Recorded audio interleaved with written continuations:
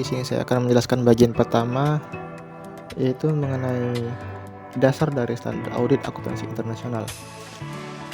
Nah, standar audit internasional atau International Standards on Auditing adalah suatu standar kompetensi bagi profesional yang bekerja di bidang auditing. ISA diterbitkan oleh International Auditing and Assurance Standard Boards atau IAASB melalui International Federation of Accountants pada tahun 2009. Lebih jelas lagi, auditor diharuskan untuk mengerti ISA, termasuk penerapannya dan isi materinya serta tujuannya. ISA memperbarui 20 standar lama, juga menambah satu standar baru. ISA dibuat dengan tujuan meningkatkan kualitas bukti-bukti audit yang pada akhirnya meningkatkan kualitas hasil audit. International Standard on Auditing ini mempunyai 5 bagian.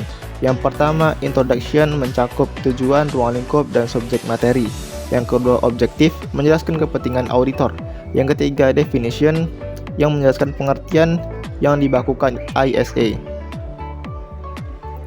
Kemudian yang keempat yaitu requirement, itu bagian yang menjelaskan bagian auditor seharusnya. Dan yang terakhir, application and other explanatory material, menjelaskan bagaimana pelaksanaan, berikut prosedur, serta penjelasan hal lain yang masih terkait. Secara garis besar, ISA terdiri dari beberapa hal pokok. Yang pertama, tanggung jawab. Yang kedua, perencanaan audit. Yang ketiga, pengendalian internal. Dan yang keempat, bukti audit. Materi selanjutnya yaitu survei konvergensi internasional. Apa sih itu konvergensi? Nah, konvergensi adalah konsekuensi logis dari globalisasi.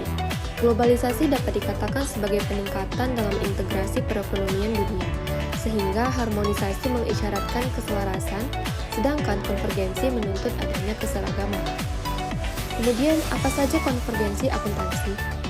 Ada 3, yang pertama itu standar akuntansi, yang membahas ukuran dan penyajian. Kemudian yang kedua, penyajian terkait penawaran surat berharga dan daftar bursa efek yang dibuat oleh perusahaan go public. Dan yang ketiga yaitu standar audit. Kemudian ada manfaat konvergensi internasional global GAAP atau prinsip akuntansi yang berlaku umum.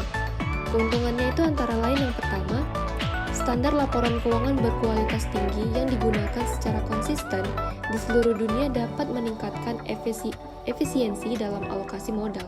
Biaya modal akan dikurangi. Kemudian yang kedua, para investor itu dapat mengambil keputusan yang lebih baik dalam berinvestasi. Portofolio lebih bermacam-macam dan risiko keuangan dapat dikurangi. Transparansi dan persaingan di pasar global pun akan lebih terjaga. Kemudian, ada kritik terhadap standar internasional. Nah, munculnya ketakutan bahwa penggunaan standar internasional itu akan menciptakan standar overload. Perusahaan-perusahaan yang memberikan reaksi pada tekanan nasional, sosial, politik, dan ekonomi yang terus berkembang akan sulit untuk memenuhi tuntutan-tuntutan internasional yang rumit dan memakan biaya. Nah, untuk mengatasi masalah ini, sebuah versi dari Big GAAP atau Little GAAP telah disusun dengan mengacu kepada standar internasional bagi perusahaan-perusahaan di seluruh dunia dan telah disusun dengan mengacu pada standar yang disederhanakan bagi perusahaan-perusahaan lainnya. Kemudian ada rekonsiliasi dan pengakuan bersama. Nah, dengan adanya rekonsiliasi, firma-firma asing dapat menyusun laporan keuangan dengan menggunakan standar akuntansi yang diterima di negaranya, tetapi juga harus memberikan rekonsiliasi antara critical accounting measure atau pengukuran akuntansi kritis. Namun rekonsiliasi hanya memberikan ringkasan, bukan gambaran keseluruhan dari perusahaan yang bersangkutan. Jadi pengakuan bersama itu dapat terjadi ketika regulator dari luar negeri menerima laporan keuangan milik firma asing yang disusun berdasarkan prinsip-prinsip di negara asal firma tersebut. Kemudian ada evaluasi. Nah, pertentangan mengenai harmonisasi atau konvergensi memang tidak dapat sepenuhnya diselesaikan. Opini-opini yang menentang harmonisasi memiliki manfaat tersendiri. Namun, bukti-bukti terbaru menunjukkan bahwa tujuan harmonisasi akuntansi internasional mengenai akuntansi, pengungkapan, dan audit telah diterima secara luas, sehingga kecenderungan akan konvergensi internasional akan terus berlanjut atau bahkan meningkat. Saya akan menjelaskan materi dari kelompok kami yang tentang adanya peristiwa penting dalam sejarah penyusunan standar akuntansi internasional. Nah, di dalam sejarah ini ada namanya ROSC. ROSC itu Report of the Officers of Standard and Codes.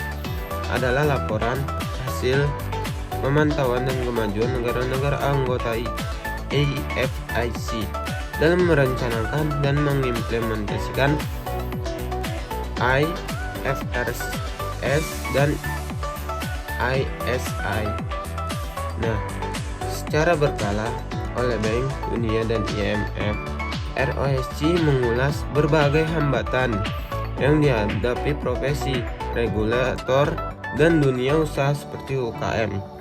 Beberapa hambatan telah dijawab dengan terbitnya Undang-Undang Akuntansi Publik Nomor 5 Tahun 2011. Namun, adanya kelemahan yang dicatat dalam ROSC yang ini belum seluruhnya diikuti dengan aturan pelaksanaan dan penegakan hukumnya. ROSC untuk corporate governance di Indonesia yang selesai pada Agustus tahun 2004 memerinci praktik-praktik corporate governance dan lingkungan korporasi. Namun, masih berada di bawah persyaratan Principle of Corporate Governance atau Organization for Economic Cooperation and Development atau OECD. Adalah organisasi untuk kerjasama ekonomi dan pembangunan yang didirikan tahun 1948 yang beranggotakan negara berpendapatan tinggi yang dipimpin oleh Amerika Serikat dan Eropa. Beberapa peristiwa yang terjadi dalam penyempurnaan standar akuntansi internasional yaitu pada tahun 1959 Jacob Ryan Hoff, partner pendiri firma besar Eropa Akuntansi Independen, mendesak dimulainya pembuatan standar akuntansi internasional. Nah, pada tahun 1961, Group Ethics yang terdiri atas profesional akuntatif dibangun di Eropa untuk memberi saran pada pejabat Uni Eropa mengenai masalah-masalah akuntansi. Nah, jadi ada juga pada tahun 1973 International Accounting Standard Committee atau AISC didirikan. Nah, yang terakhir itu pada tahun 1989 AISC mengeluarkan draft pembukaan 32 mengenai komparabilitas laporan keuangan dan menerbitkan kerangka kerja bagi penyusunan dan penyampaian laporan. Baik, itu saja dari penjelasan saya dari materi kelompok 5. Saya kembalikan pada yang bersangkutan, moderator.